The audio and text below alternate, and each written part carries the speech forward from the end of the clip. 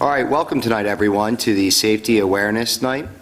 My name is Troy Sosnovik. With me today is Steve Beck, Montgomery County School Safety Coordinator, Aaron Roberts, Principal of Arrowhead Elementary, and Assistant Principal of Arcola Intermediate Unit, Ryan Creedan.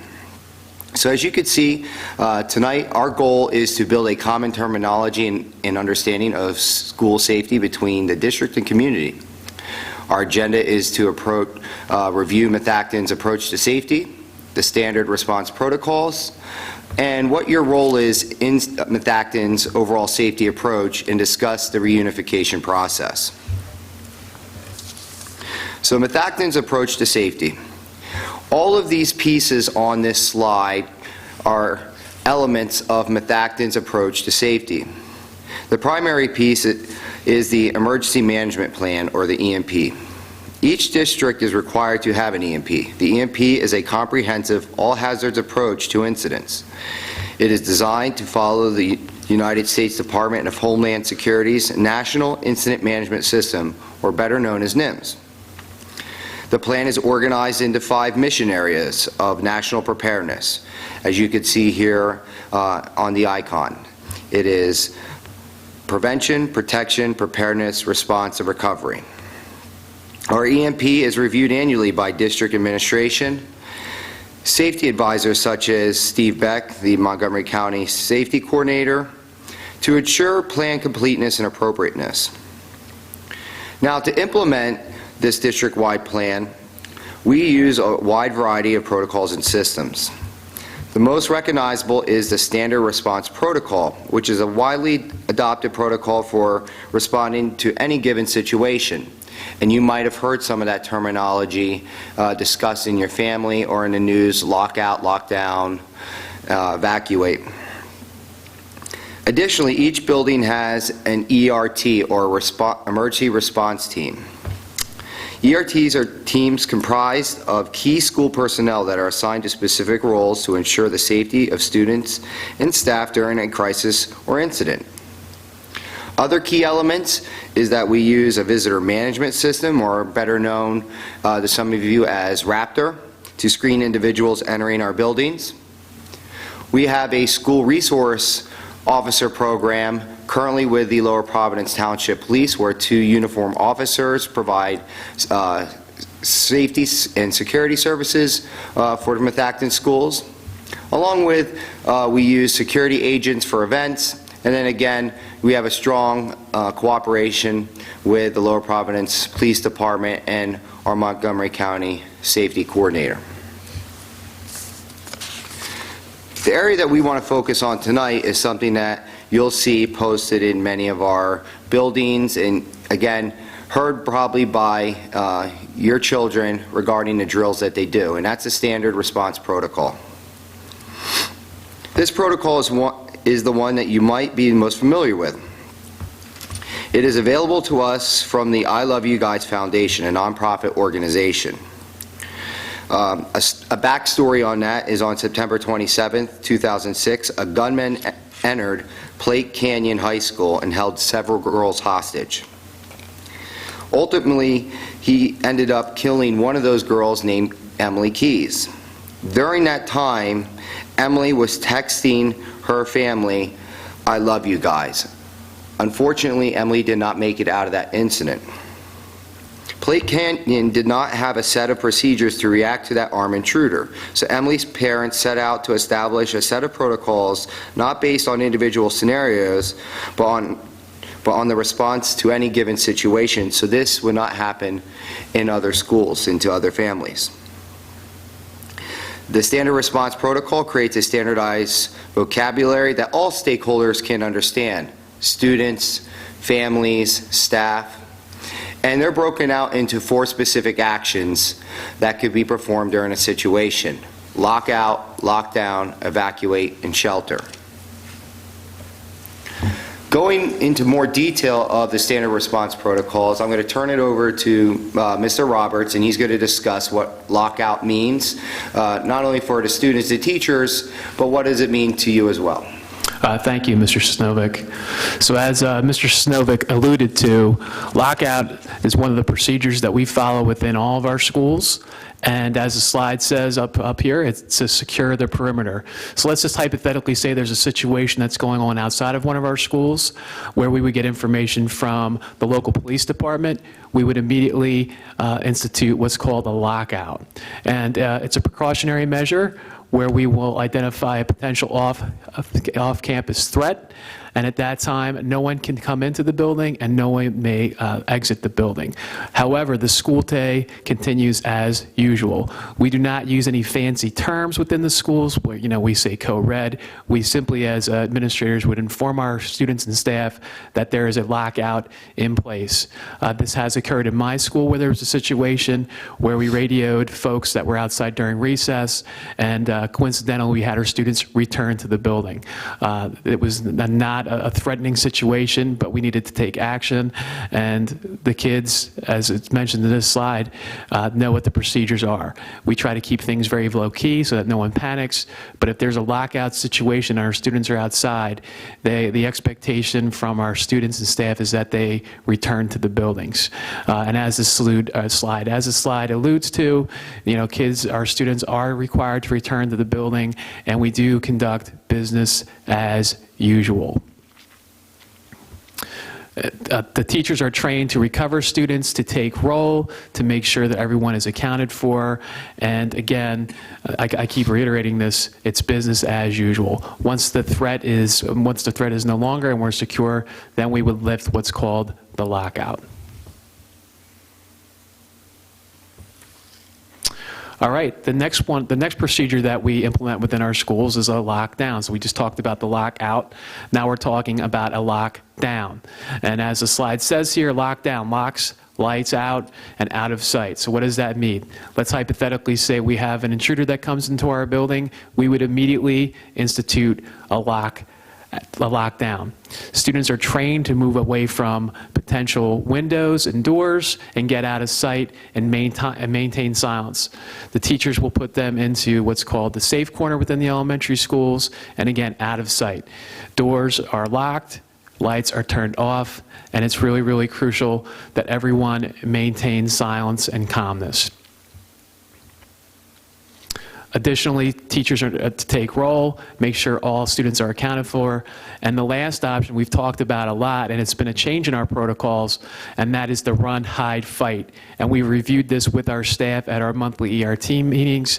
If there were to be an intruder that would come into a classroom, these are the three options that we implement within our schools. We either run, if we can get away from them to be safe, we hide, and the last resort would be to fight.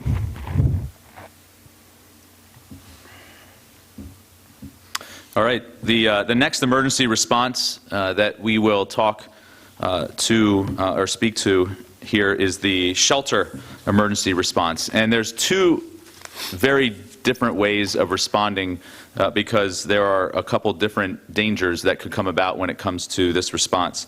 One is for weather-related issues, and because weather-related issues just bring with it many different types of weather issues and weather problems and things that could go on during those incidents. What we do, as I speak for my school, is we have our teachers in packets that they have in their classrooms have locations that they move to in hallways, in places that are away from windows, away from areas that could become hazardous because of very high winds or things that could end up breaking them, such as hail or things of that sort. So if we're responding to a severe weather type incident, then what we're doing is putting them in areas that aren't that are covered by a second floor because we don't want to have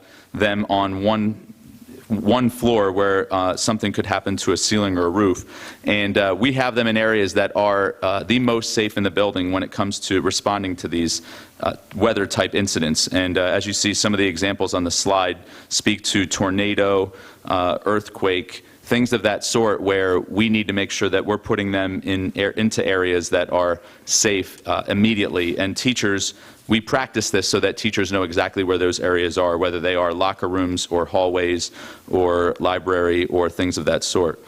So that's one way of responding. And in a weather drill, they're coming out of their classrooms.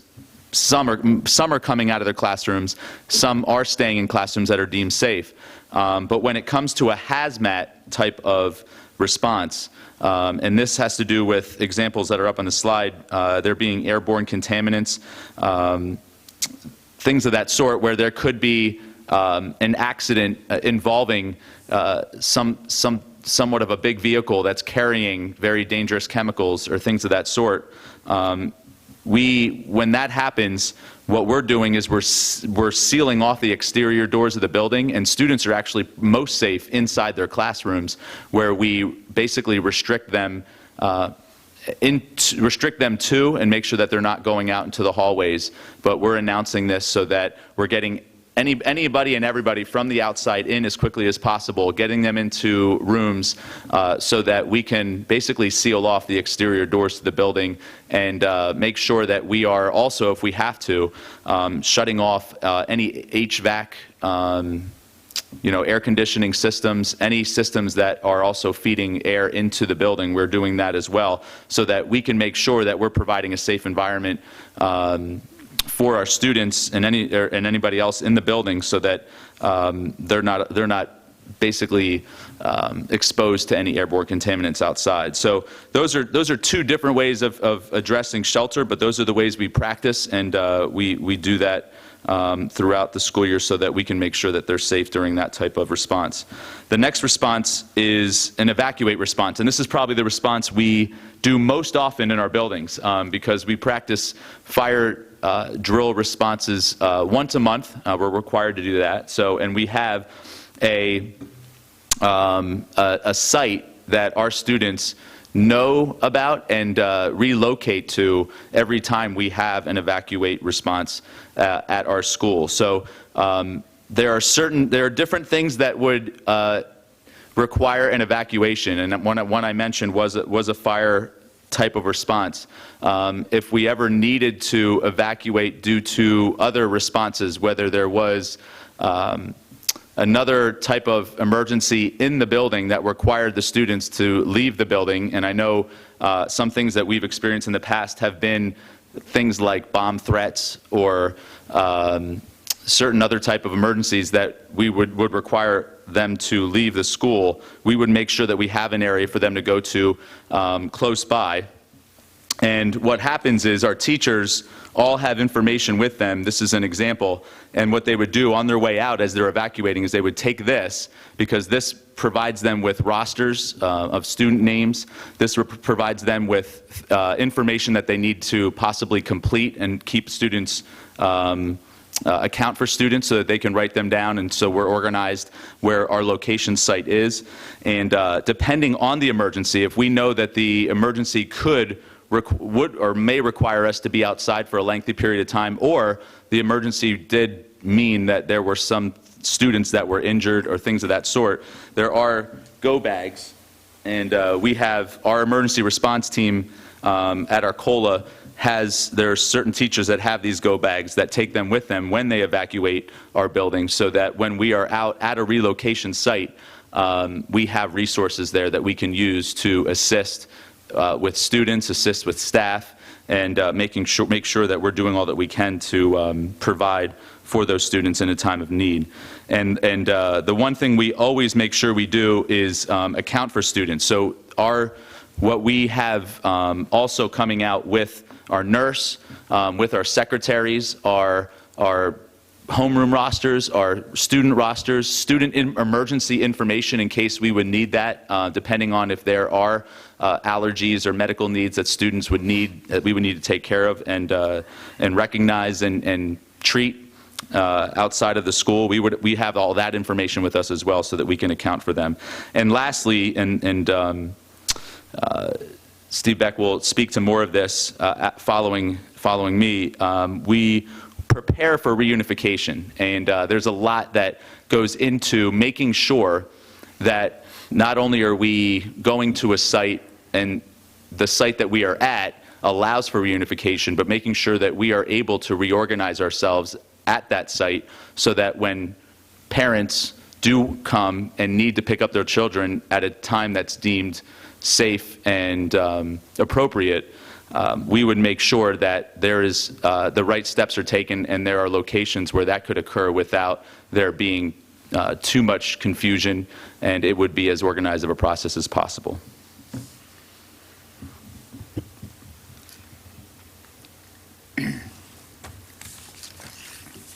As you know, a lot of times when emergencies take place, they can happen at varying levels. Therefore, when some of these emergencies take place, what will happen after that emergency is that a process will be put in place for the parent and the children or your students to be reunited with those parents or guardians. So essentially, the process is put in place to allow for a timely and effective reunification of those of your students with you, the parent or guardian, at an appropriate location. In a lot of cases, it won't be specifically at the site of the emergency. In a lot of cases, it will be at another location that's been designated.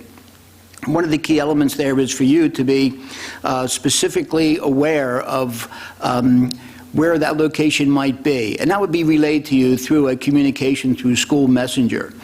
Therefore, it's important for you to make sure that your contact information with the school is up to date and current. Not only for that immediate notification, but it's also important that your contact information be up to date for those persons who will be coming to pick up your student or child. In some cases, you may not be available, but another person on your emergency card would be available to come and pick up that particular student or child. If your date is not up to date with the district or with your school building, then that can cause some confusion and a delay in the process. We know that after emergency, we're all going to have a sense of urgency to be reunited with our children and our students. Therefore, it's important that you take this role very seriously and conform to the steps that are needed in order to make this an effective process. As you see on the slide here, you'll see that there's appropriate identification would be required. The preferred form would be a driver's identification or some form of photo identification that would be used to clearly identify you. Once you get to that location, then you're going to get yourself to the check-in location. These will be clearly marked as part of the unification process. You'll see parent check-in. You'll go in, you'll provide your identification, you'll complete a form, and then once that form's completed, you'll be given some additional information and placed at a location where you can stand by while your student is being located. Your student will be held at a safe location at that off-site or that evacuation location. Once that child is retrieved by the system, a runner perhaps, or by some type of communication, you will then be brought to that location where you and your child will be reunited. In some cases, you may have more than one child within a building, or in separate buildings if it's a much larger scale emergency. In that case, you may have to do that same process at a different location or wait a little bit longer while both children or your other children are located and brought to you at that reunification site. The important aspect of it is that your cooperation, your patience will be a key factor in making sure that we are able to work through this process in a timely and, as I mentioned, very effective manner. In a lot of cases, when we deal with emergencies, there may not be a reunification required. But in some cases, in emergencies, you're going to get some information, and it may not be an official source of information. We're urging you not to immediately respond to a school who goes into a significant emergency. Wait where you're at, wait for information, again, through more than likely the school messenger system. You'll receive that information. That information will give you perhaps a location to respond to for a parent-child reunification. But what we don't want you to do is immediately rush to the school building where the emergency is taking place. That, in a lot of cases, just adds confusion, congestion to the area, and in most cases, you won't be able to enter the building anyway because an emergency is taking place. If the evacuation is off campus, that information will be provided to you, where the specific site to go to, and then you'll respond there as quickly as you possibly can, but obviously safely as you can. We also ask you that during these emergencies, you do not try to attempt to communicate with your students that are within the building. Early moments of an emergency can be very hectic. Added confusion through unneeded communication with your child can also add to that hecticness. The other part is some of the information that your child may be providing you may not be factual information. Therefore, your level of anxiety and stress may be risen to a level which may be uncalled for or not needed. Therefore, limit your communication, wait to get official communication from the school building and school district, and then, of course, always make sure that you get yourself to a location, if needed, safely. In some cases, you may not even need to respond to the school because the school is handling the situation appropriately, and the school may continue on in a normal operation once the initial emergency is handled and a normal dismissal may take place. At the bottom of this slide, what you may be recognizing is the fact that it's telling you that your role in this school safety events are important. You are part of the school safety and security team. You are indeed a partner in the school safety and security within your Methacton school district and within your Methacton school buildings. Some of the emergencies that are affecting the school could also be affecting the community. Therefore, in your aspect, an important aspect for you would be for you to keep yourself safe as well. Make sure that you have a plan at place and home to also deal with emergencies that not only may affect the school, but it may also be affecting your specific home. We would hope that you would be part of the solution to the emergency and a part of the overall emergency response, and not become part of the problem by being a partner in this, taking your role seriously, and performing your role and responsibilities as needed. Okay, at this time we are going to open the floor to questions. Seeing none, I would like to extend a sincere thanks for those that came out and those watching this video, because your role in school safety is important. From myself, Mr. Beck, Mr. Roberts, and Mr. Creedan, we all wish you have a good night. Please feel free to reach out to my office or any administrator if you have questions or concerns about school safety. Thank you. Thank you.